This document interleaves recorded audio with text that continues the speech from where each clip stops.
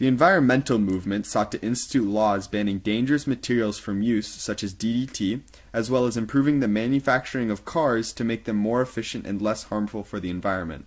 It fought for the lowering of smog in the atmosphere and the halting of dumping waste into bodies of water.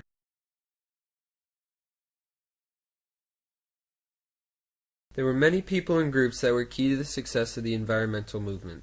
The Sierra Club was one such group, founded in 1892 by a man of the name of John Muir. Its main focus was conservationism. Conservationism is the movement to conserve the environment.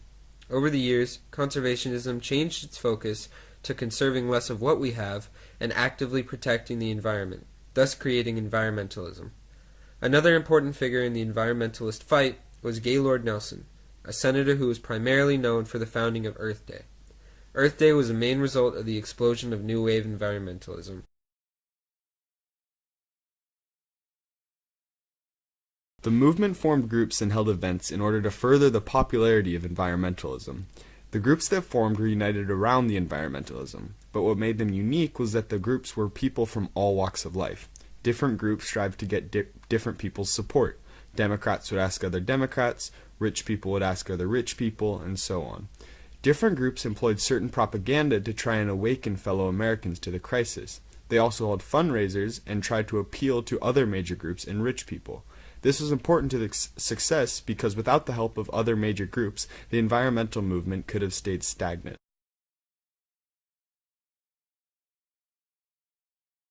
There were many legislative changes that came about through the environmental movement. A few of the most important being the Water Pollution Control Act amendments of 1972, the Marine Protection, Research, and Sanctuaries Act of 1972, and the Resource Conservation and Recovery Act of 1976. The Water Pollution Control Act amendments of 1972 sought to restore and maintain the chemical, physical, and biological integrity of the nation's waters. The act prevented point and non-point pollution by assisting treatment centers in improving the way in which they treat the water.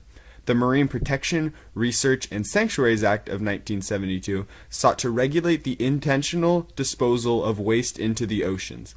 The Resource Conservation and Recovery Act of 1976 instituted a federal law which governed the disposal of solid and hazardous waste.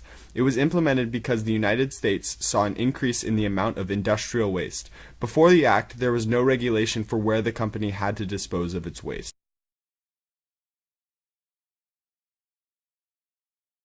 In addition to legal changes, there were also some social changes that environmentalism helped bring around. The movement helped bring out the more hippie side of people. It was generally seen as groovy peace signs, free love, and sunshine. The movement brought together people from all walks of life, Democrats and Republicans, the rich and the poor, city folk and farmers, and even tycoon owners and labor leaders. It inspired famous people from the time to make influential art about environmentalism.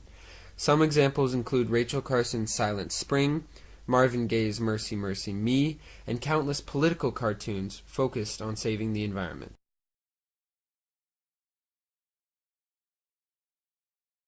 Although the environmentalist movement brought people together for the good of the world, people were not so happy about the money it took to get there. There was no immediate economic gain that was connected with the environmental movement because millions of dollars were spent trying to address these global issues. But this does not mean it was a bad economical decision to help the environment. If the government had waited for a longer period of time to address the environmental problem, we would have had to spend more money to fix it.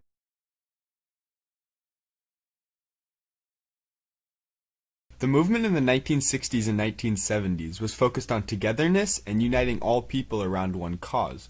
For example, Earth Day was founded by two people, one being a Democrat and one being a Republican. The movement was also primarily social and not as political. Today, the movement is primarily political, and the changes that people are generally striving for are for a better quality of life, and their agendas are generally driven through political motivation. The only impact that the 1970s movement had on people and the movement today was that it spawned the more specific environmental movement that we see.